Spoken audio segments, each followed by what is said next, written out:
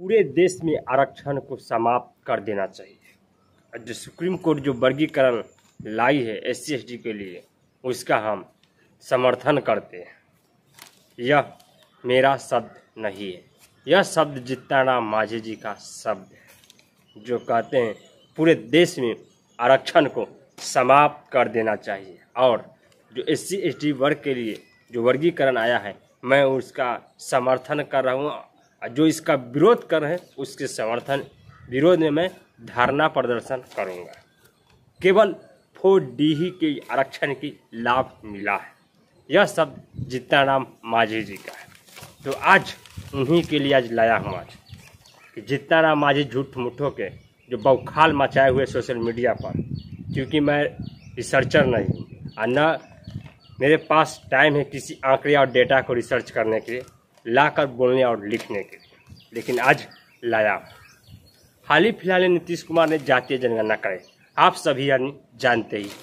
उन्होंने जातीय जनगणना के साथ आर्थिक गणना भी किए हैं। ये किसी से छुपा हुआ नहीं है, किस जाति की कितनी आबादी है और किस जाति के पास कितना नौकरी है, केवल बिहार के अंदर नहीं। नीतीश कुमार ने कास्ट सेंसर और जो आर्थिक सर्वे वो करवाई थी, लेकिन फिर भी जीतनराम मांझी कहते केवल 4 ही जाति का लाभ मिला है SC ST के अंदर। लेकिन आखिर जीतनराम मांझी यह चीज़ क्यों कह रहे हैं? एक उसी जब जातीय जनगणना जब आई तो उसकी ही 3 दिन या 4 दिन एक अखबार की कटिंग आती है।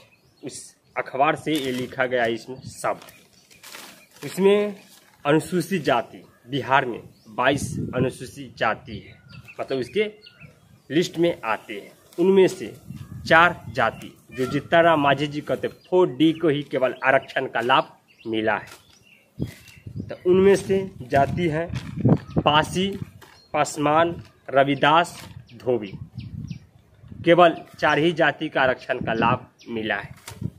जो 22 में से अगर 4 घटा तो बढ़ता 18 जाति क्या कर रहा था अब तक, जो उनको अभी तक आरक्षण का लाभ मिला ही नहीं।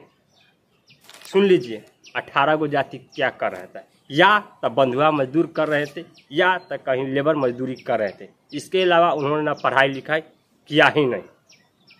जब आंकड़े और जब डाटा आता है, जाति का जनसंख्या बिहार में 50,000 से लेकर 70 लाख के बीच में है।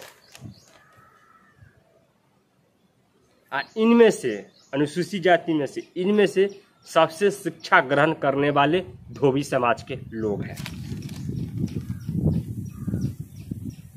रजक मतलब धोबी, रजक धोबी कंफ्यूज मत होइएगा। हाँ, रजक जाति में ठीक है, मैट्रिक 15.68 इतना परसेंटेज रजक परिवार में मैट्रिक करते हैं। इंटर 10.95 इतना परसेंट धोबी रजक इंटर पास करते हैं, पढ़ते लिखते हैं।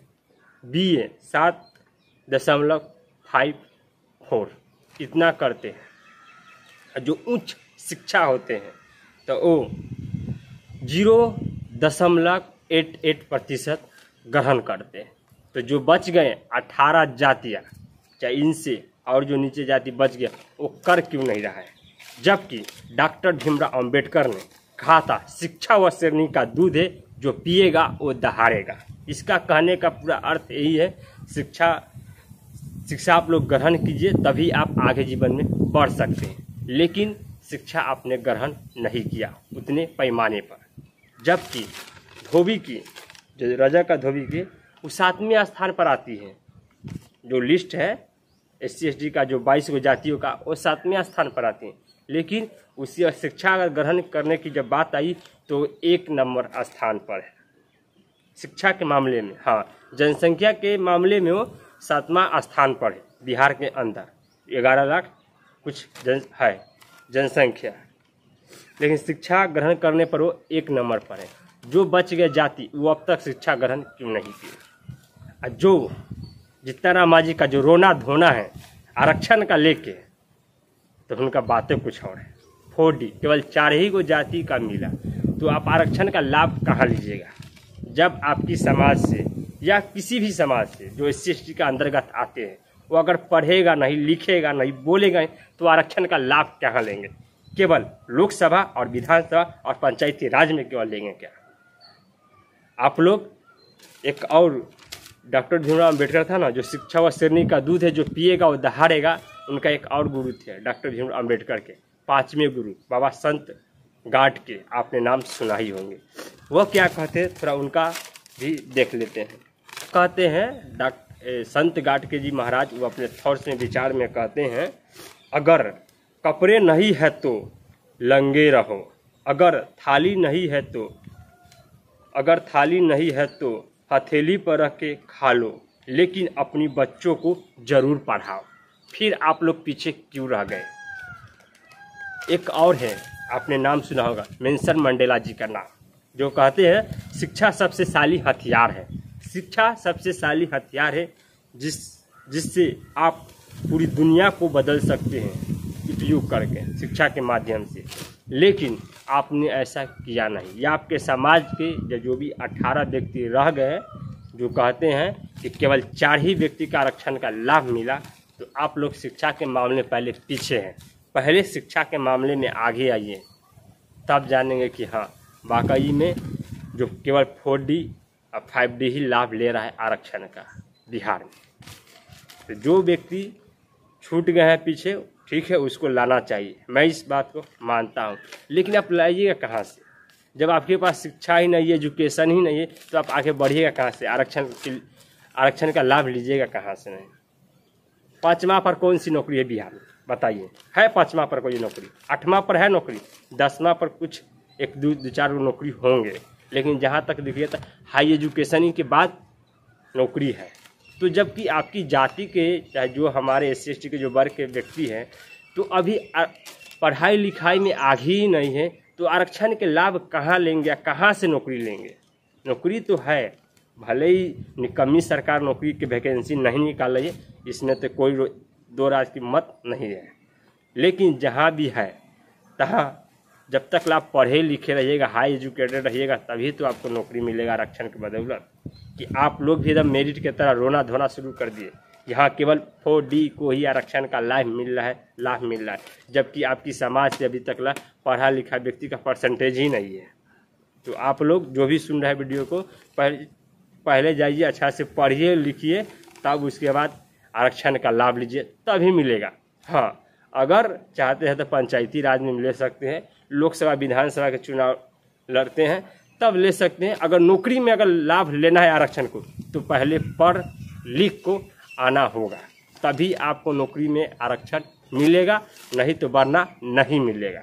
हाँ, जीतनराम मांझी के रटते रहने दीजिए कि हाँ जाएंगे धरना प्रदर्शन करेंगे, तब जाइए धरना प्रदर्शन कीजिए, पटना बिहार में मत कीजिए। एक और सलाह दे रहा हूँ, दिल्ली के जंतर मंतर पर कीजिए, और न तो दिल्ली के रामलीला मैदान में कीजिए।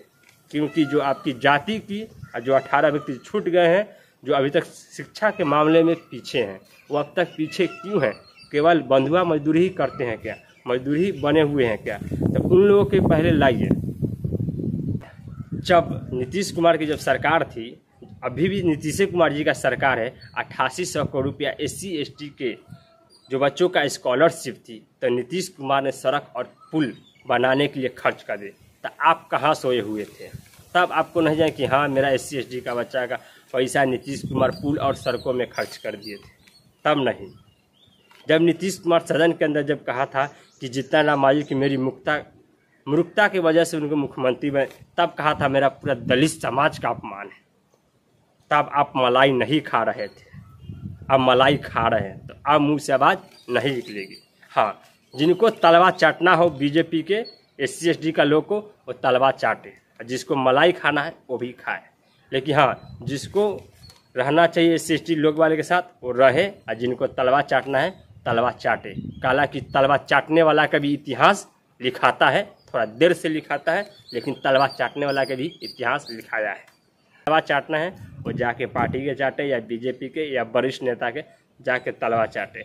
जो SC/ST के लिए समर्थक में रहना है वो व्यक्ति रहे। हाँ, एक बात और कह दे रहा हूँ, आप जब तक पढ़िएगा नहीं लिखिएगा नहीं, तब तक आरक्षण का लाभ आप कहीं भी नहीं ले सकते। मैं दावे के साथ ही बात को कह रही है। आप पंचायती राज में जाइए तो क्या पढ़ा लिखा रहेगा तब ना आपको प्रतिनिधि बनाएगा पंचायत के लोग, तब आरक्षण का लाभ लीजिएगा? नहीं लीजिएगा। आइए लोकसभा विधानसभा में आप पढ़े लिखे रहिए तब ना सदन में जाके चिल्लाइएगा, बोहाले दहाड़िएगा, तब तो पढ़े लिखे रहिएगा तब ना। अगर आप पढ़े लिखे नहीं रहिएगा तो कहाँ दहाड़िएगा? ना आपके पास कोई रिसर्चर रहेगा, ना कोई आँखें, ना कोई डॉक्टरे रहेगा। आंकड़ा डेटा कुछ रहे तो क्या हवा में बोलिएगा? जितना 4D को आरक्षण मिल गया, 4D को आरक्षण, केवल 4D को आरक्षण मिल गया, तो जाइए हवा में बयानबाजी कीजिए। क्योंकि जो SC/ST का लोग है आज भी पढ़ने लिखने के मामले में पीछे है। अगर आगे रहते, कम से कम पूरे बिहार, पूरे देश के छोड़ दो, कम से कम पूरे बिहार के भी रहते तो क्या स्थिति होता? तो क्या आरक्षण का लाभ नहीं देते? जिस तरीका से मेरिट वाले ही कभी कभी मेरिट का रोना धोना की शुरुआत करते हैं ना, उसी तरीका से जीतन राम मांझी भी 4D का रोना धोना शुरू कर दिए हैं। अगर इसके खिलाफ हम धरना प्रदर्शन दिए। अरे आज तक तो आपने दशरथ मांझी का भारत रत्न नहीं दिलाया, जबकि आप बीजेपी के साथ रह के बीजेपी के तलवे चाटते हैं, तब तक नहीं दिला सके। तो आपसे खैर उम्मीद क्या कोई व्यक्ति कर सकता? हाँ, अपने बेटे, अपने जितने नाते रिश्तेदार हैं उनके लोकसभा विधानसभा मंत्रिमंडल तमाम चीज़ में आप भेज सकते हैं, लेकिन आप दशरथ मांझी के लिए एक भारत रत्न भी नहीं दिला सके। हाँ, जिनको तलवा चाटे वो अपना खुशी से तलवा चाटे, क्योंकि तलवा चाटने वाला के भी इतिहास लिखा जाता है। मैं कभी भी किसी व्यक्ति को नहीं कहता हूँ कि वीडियो को शेयर करो, लेकिन आज कह रहा हूँ कि जो भी तलवे चाट रहे हैं बीजेपी के अंदर SC/ST लोग के, उसको वीडियो को शेयर कर देना।